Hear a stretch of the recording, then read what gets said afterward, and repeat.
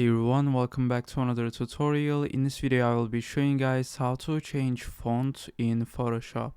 So first let's create a text.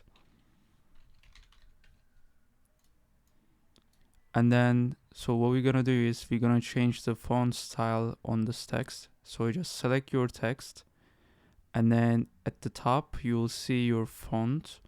So you can just click on this icon and then you can just select any of the fonts in here. So as you guys can see, it's also changing. So as you guys can see, we just changed this font style. So let's make another one. So all you gotta do is just double click and then select the text and then go to the top and then you will see your font in here. So you can just choose any of the fonts in here.